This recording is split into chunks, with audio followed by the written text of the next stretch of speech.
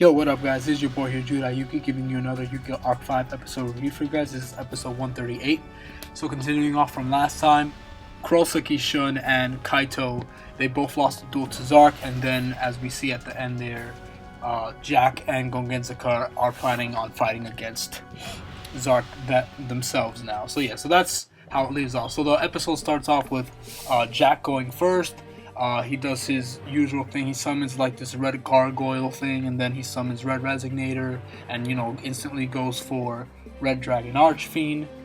Then Zark, right after this, he does the same thing that he did with Shun and Kaito, where since his opponent synchro summoned, now he's going to synchro summon during his opponent's turn. So he does that, and he's allowed to tribute both his Supreme King Servant Dragons to summon a synchro monster from his extra deck without any tuners. So he does that and summons Supreme King Servant Dragon Clearwing with a really extremely broken effect. Its broken effect pretty much is, I think, you can negate an attack and then destroy the monster that it's battling and inflict damage equal to its original attack. And then when Clearwing is summoned onto the field, it negates all face-up cards on the field, I think, and destroys it all. So that's what he tries to do. It automatically activates as soon as he's summoned, so he tries to do that. And then Jack activates another red monster from his hand, the hand trap, where he discards it to the graveyard to protect his red dragon archfiend from being destroyed by battle, and he gains 1,000 attack points on top of that. So that's how he kind of avoids that. Throughout the entire duel, Sawatari, he's just like upset because he wants to join and he wants to fight, but as you guys know, he doesn't have a duel disc anymore. He can't fight because of what Crow did, and he destroyed his duel disc to protect him or whatever. So he's just frustrated because he really wants to help. He really wants to show his entertainment dueling and whatever, bring Yugo back and all this stuff. So that's what he's doing there. After this, I think Jack just sets a card face down. Oh no, what happens is he attacks with his Scarlight to Clearwing, and that's when he activates Clearwing's effect to negate the attack and try to destroy the Red Dragon Archfiend again, and that didn't work. I forgot why it didn't work. I think he had either another hand trap or the red gargoyle thing had another effect.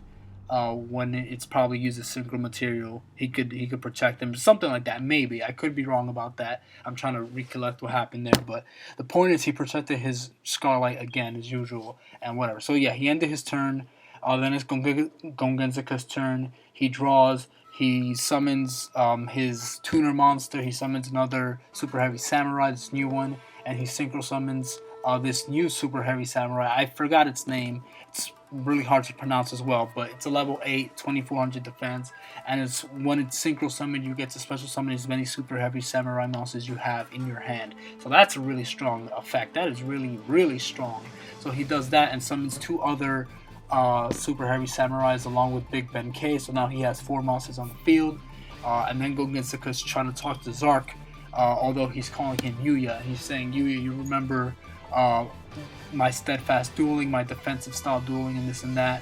All these monsters represent the people that have been fighting against you and all this stuff. And he goes on a little, speech saying, we worked hard together. We fought so many times our entire lives since we were little, and we've been through so much. I want to see my best friend again, or I'm probably not saying the exact words, but you get the idea. Trying to have an emotional speech with him to try to get to him and speak to him, but obviously that did not work. I believe what happens after that is, Gongenzaka ends his turn because his whole deck is monster, so he can't really set anything or do any of that. So it's Zark's turn. He goes, he draws a card. What happened before this was Gongenzaka. He said, this is my style of dueling. I want to see your entertainment style dueling, Yuya, and this and that. And then Zark, I think he replies by saying, oh, you want to see my entertainment style dueling? Fine, but my entertainment style dueling is a little rough. So now we're going to see his entertainment style dueling anyway. So what he does is he activates an equip spell card, Violent Spirit, and it's an equip spell. He equips it to Clearwing. He attacks with Clearwing to Big Ben K, and then Clearwing activates his effect to negate his own attack and destroy Big Ben K. But the equip spell card has another effect where instead of destroying one monster with its effect, it'll destroy every monster on the field with its effect. So yeah, that's pretty destructive, and then you take damage equal to the combined attack. So then Gongenzuka, he activates a new super heavy samurai monster from his hand, and its effect is, I think, when monsters on the field, 2 or more monsters on the field will be destroyed, he can special summon it from his hand onto the field, and I think it protects. I think he could target up to 2 monsters. Yes, he could target up to 2 monsters on the field and protect it. So he chooses to protect his synchro monster, I believe. His synchro monster and Jack's synchro monster. I think so. I think that's what happened. And then the other super heavy samurai monsters died, and their combined attacks are very low because they usually just have high defense. Low. Jack and Gongenzuka only took about 1,000 life points of damage, which is not a lot.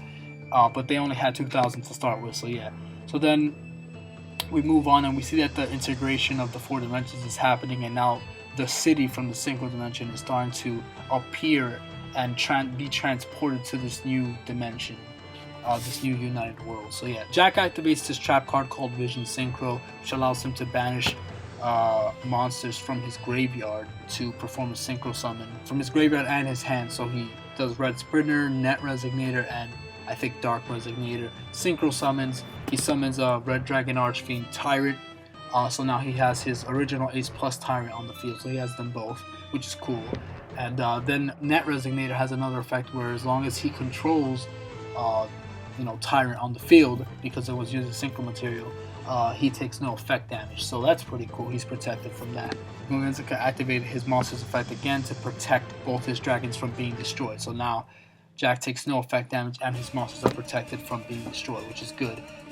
Zark says, what does Zark say? He says something like, oh, but think back a little to something. I forgot exactly what happened there. I think because Gongenzuka was trying to protect Jack. He was just reminding him that, but keep in mind, all your other monsters are gonna die too. And then Gongenzuka, he's just smiling because he's like, oh well, it doesn't matter. Basically, his job here in this duel is just to protect Jack and his monsters, so he could go through and achieve his victory and whatnot. So that's his goal. So he's happy with just doing that. So he's just smiling the entire time. He's like, okay, fine, you can destroy all my monsters and I'll take all the damage. I don't care. But Jack, he'll be safe. He'll be fine, and he'll be able to try to finish you off and whatnot. So what happens after that? Gongenzuka takes all the damage, he loses, the big explosion, he goes flying back, and because of this explosion, all this wind is flying everywhere, and then we see Salvatore, and he's holding Crow's card, and then it goes flying back because of the wind. After that, Jack gets his momentum now that Gongenzuka protected him. He tells Tyrant Dragon to attack Clearwing, and he actually destroys it. So finally one of the Tyrant Dragons died or got destroyed, which is great. And he couldn't negate the effect because that's, I think, only once per... You negate the attack because it's only once per turn. So finally one of them is dead, for the time being anyway. It doesn't really matter because Zark has 0 infinity on the field, so he didn't take any battle damage from that, and instead he gained all that damage instead as life points. So nothing you can really do with that. Zark pretty much praises them, saying, oh, you were the most fun, so with my own hands I'll give you a reward. It's called despair. So he's like, oh, you guys actually gave me a fun time. You guys actually did kind of something, I guess. And he's gonna reward them by giving them pain and whatnot. So then he commands his Supreme King Zark Dragon to attack Jack. So he attacks Jack, and then it's a gigantic green blast, and it just goes flying through Jack, and he pretty much kind of gets annihilated, and he goes flying back. And I found this scene great because he got blasted. If you guys see there, I'll put it on the screen, there's the stadium and the King's Throne where he was at in the synchro dimension. So it's kind of fitting that he lost right there in the stadium, where his throne and his kingdom is, in the city. So I thought that was cool and symbolic. I like that. So that little extra attention to detail that they added in there. I thought that was really cool. So then we see Jack, and he lost. His life points are at 0, and he's saying, okay, I'm leaving it to you guys. He looks really beaten up. Really nice animation right there. Then before this, as I said, Crow's card went flying back. So Gongenzuka gave his duel disc to Salvatore so that he could duel and try to get Yuya back. And then Crow's voice appears, so obviously Crow appears again, and he's alive now, and he decides to join Sawatari in the duel. And then everybody's wondering, how did Crow come back and whatnot? And then Edo said, oh, he remembers that what Caballero said, that all the people who have been killed will be revived in this new world. So it's a very simple explanation. I knew they were going to do that. I mean, it made sense since he did say they were going to come back. I mean, was it a little rushed? And it could have been a little bit better explained, but I mean, not a lot of time left. This makes sense. Everyone was going to be, it was hinted on ahead of time, so I don't really care that much. Whatever. Crow's back, and Sawatari and Crow are going to duel against Zark now, which is cool. This is going to be fun. I'm just really excited to see Sawatari duel and see, hopefully, them having a cool tag team. Yeah.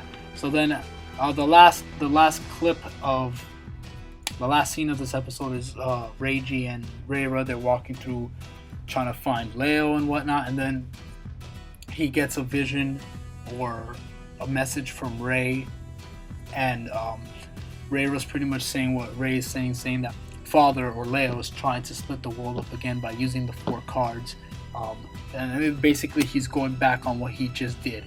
So this part just got me upset, because I was like, dude, man, you went through all this trouble to bring your daughter back, caused so much calamity and pain, killed so many people to bring your daughter back in United Dimensions again, and now you're just gonna take it back. That's basically what's going on, because Rei said that he's no longer trying to provide me, and now he's gonna use the 4 cards to try to split up the dimensions again. So it's like, come on, dude, like, that's so stupid. At this point, you might as well just go all the way through with it. Like, what's the point? Like, Zark is already here, which you screwed up by making all of you boys come together and making Zark be born again. So, like, he made so many mistakes, and now he's just gonna go back. He went through all this trouble for his daughter. He's not gonna get his daughter back, and now he's just gonna try to take it back, like if nothing happened. Like, no, like, just like it's just so stupid. But I mean, maybe he feels pressure, and he's like, oh man, this got out of my hand. Rei's not back yet, and Zark is just going on a rampage, and I don't know what to do to stop him, so I have to do what my daughter did back then. So it's just stupid. I don't know. It's just dumb, but whatever. He's going back on his plan. So yeah, that's the end right there. Reiji had this really interesting look on his face, like the 4 cards or whatever. And that was it. So next episode we're gonna get the duel with Crow and Sawatari. But yeah, it was a good episode. I loved the animation. The music was really good. I loved the choice of words in this episode. I liked it a little better than the last 2.